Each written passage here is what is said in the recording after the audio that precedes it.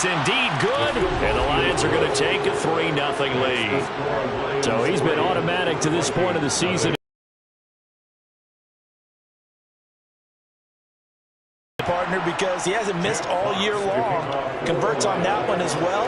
And kudos to you. You didn't jinx him. Fielded just outside the goal line. And a nice return sets him up pretty good here right at the 30-yard line. And the Vikings taking the field here for their second drive of the game. Well, partner, fast forward with me for a second. Remember, next week they have the open week, so they're going to get some extended rest. Does that change how they manage the rest of this one? I think it does a little bit, but not by too much, because you're right. You get the extra rest. You get a chance to heal up and kind of, do a little bit of a reset for this team. But it's also 7 extra days of things because they carry it with them for essentially 2 weeks. A 6-yard pass on back-to-back plays. Picks up the first.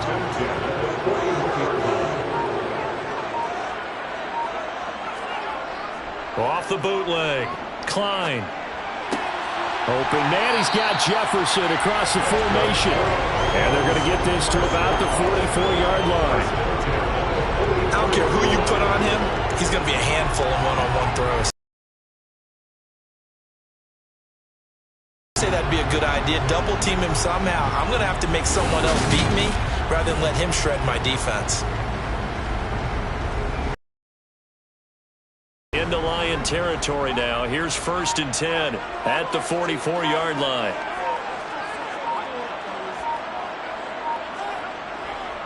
Cook up the gut. Just a yard on the pickup there, and it'll bring up a 2nd and 9.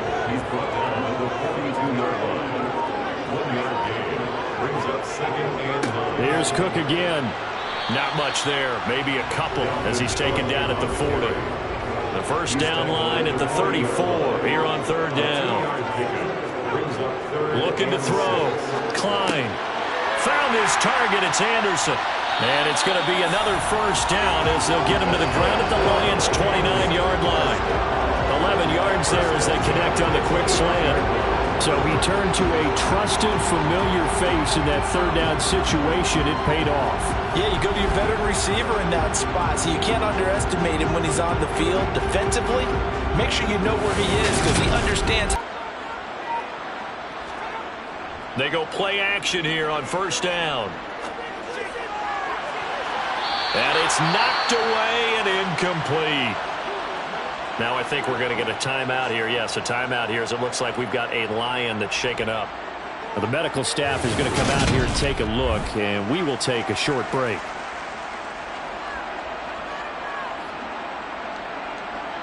Here's 2nd and 10 now from the 29. Throwing again, 1 yard.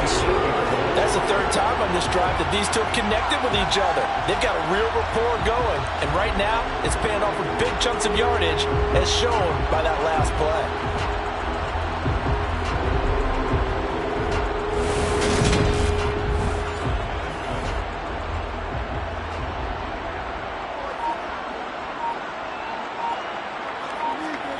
Back to throw again.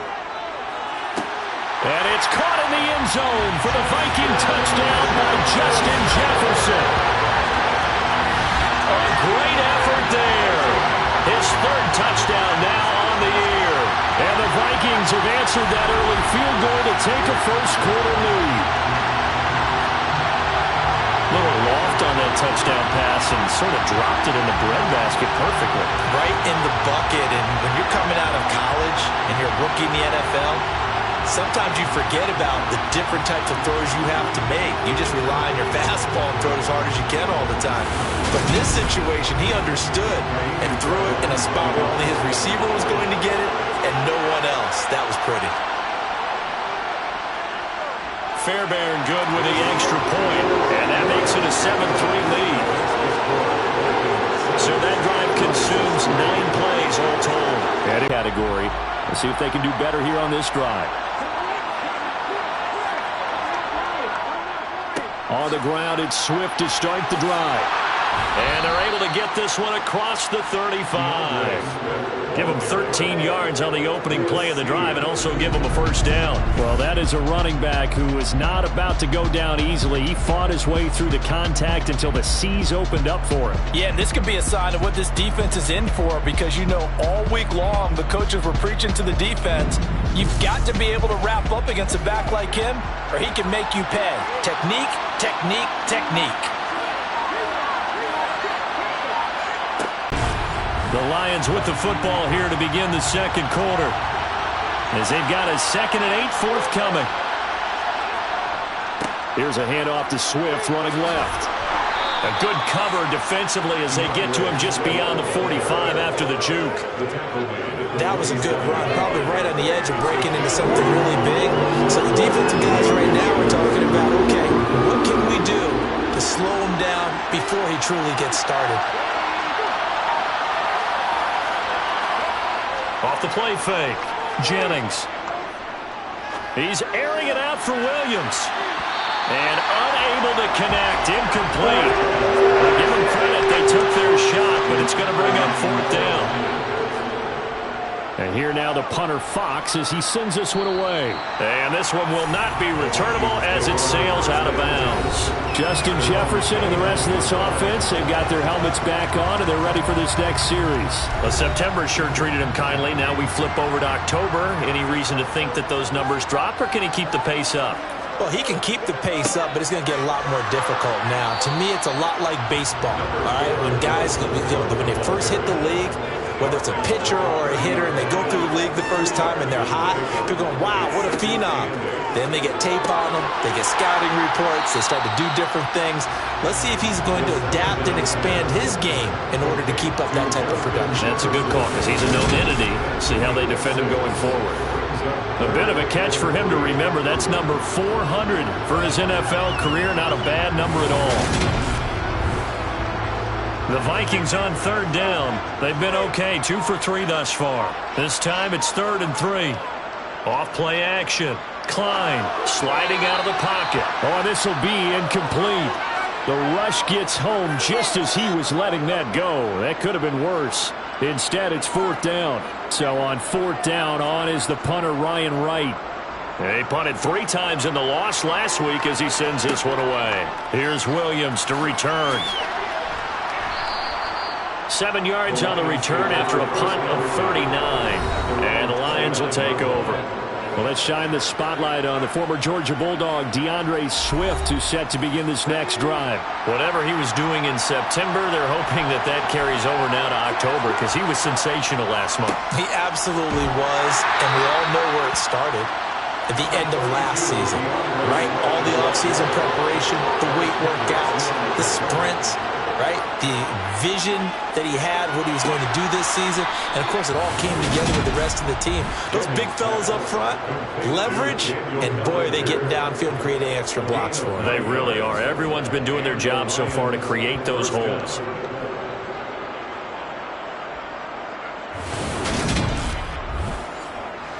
So from the 39 now, they'll come up on a 1st and 10. A handoff, Swift running to the left. Gets through and now an opening. And he'll be taken down, but not before he gets into enemy territory. 45 yards now on the ground on just 7 carries.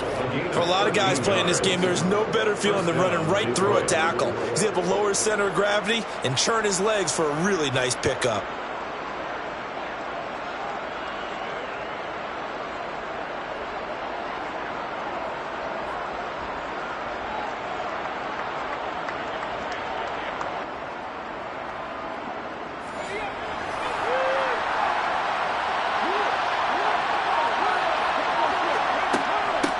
They run it here with Oliver. And nothing much materializing there on the 1st down run. He'll get a couple, and that's it. Swift going to try up the middle. And he's going to get this one down near the 45-yard line. They'll need to get this to the 38. That's where the 1st down marker is here on 3rd.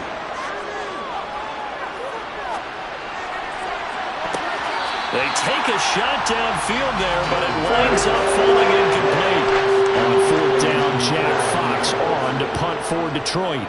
He's been a busy man here in this first half as he gets it away. And this is going to hit the goal line and continue on into the end zone for a touchback. So here are the Vikings to take over. They've got the lead here as they start out 1st and 10, trying to erase the memory of the loss last week. That came at the hands of the Jacksonville Jaguars. Off the play fake. Klein under a heavy rush, and down he goes. That one will set him back nearly 10 yards here on 1st down on the sack.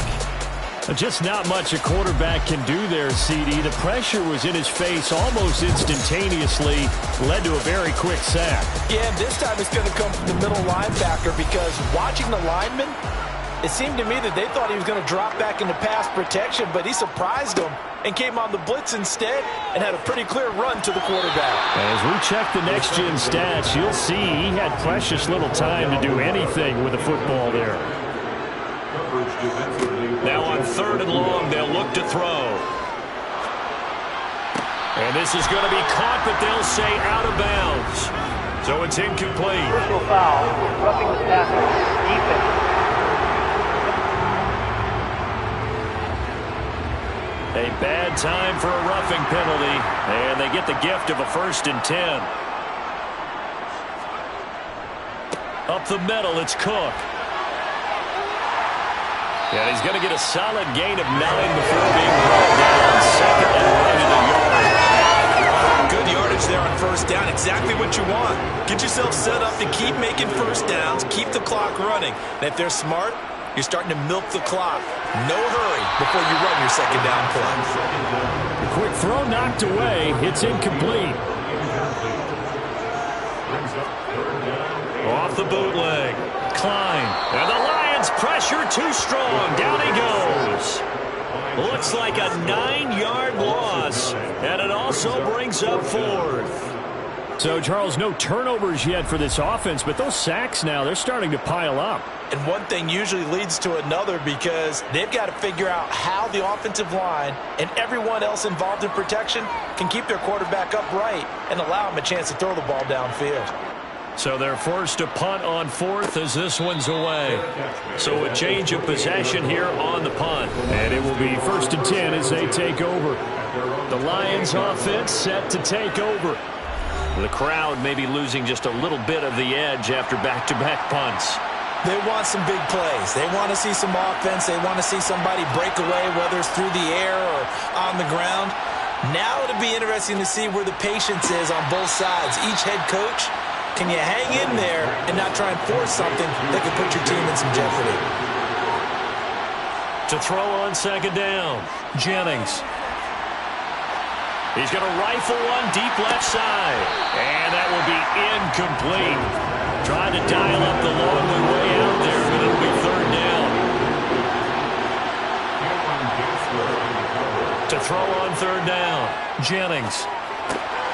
He finds his man, complete. It's Oliver. That he won't quite make it.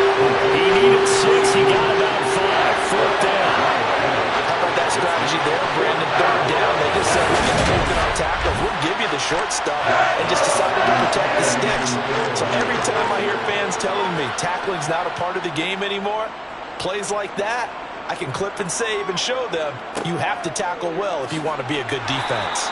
A punt of 46, a return of 5. And the Vikings will take over here 1st and 10. Minnesota now ready for their next possession. And they have the game here followed by the open date on their calendar next weekend. And Charles, this is a crew that you have to think really is relishing the opportunity to be on the couch for a few days. Yeah, they certainly are, but let's face it, partner. They can't get caught looking ahead to that couch time while they're playing this one. They've got to take care of business first. 1st down yardage on the first play of the drive. Give him 14. How many times do we say in this game that speed kills, and it does it in so many different ways? In this case, you got a back who's quick and shifty, can make moves, make people miss, but also gets to and through a hole before it can close down. That's some of the benefits of that speed, not just outrunning people in the secondary, and that led to a really nice gain. On the jet sweep, here comes Jefferson. And he is going to lose yardage here. 2 yards the loss, 2nd and 12. That's the danger, Charles, of running plays like this for your wide receiver. They can hit big or they can be duds. Yeah, you're exactly right about that, because if they're forced to try and go around defenders behind the line of scrimmage, sometimes you can give yardage in order to gain it. But in this case, they gave yardage and didn't get it back. Looking to throw on second down. Klein.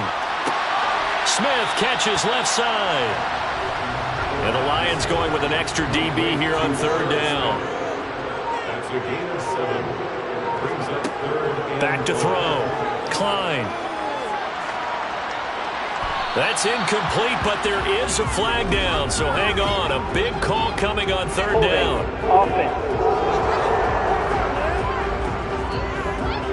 So instead of giving them another third down, they'll decline it. Brings up 4. Now that's smart football right there. You don't even have to really spend a lot of time considering it. Just know that you're probably going to get the ball back. Good job declining that penalty. 37 yards on the punt with no return. And out will come the offense as they take over. Here's the Detroit offense now as they head back out onto the field.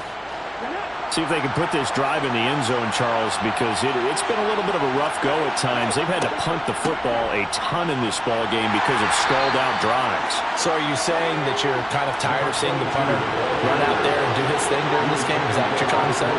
Well, I mean, I'm okay with it. I have a feeling that this offense, they don't want to see the punter again. And frankly, the punter doesn't want to run out there anymore himself. He'd love to see his offense put together a drive and give his leg a rest. And that nearly intercepted. For a guy known for his hands defensively, that's a ball he probably thinks he should have come up with. But instead, it's fourth down. It's a 42-yard punt. They keep him to just a yard on the return. And they will 10.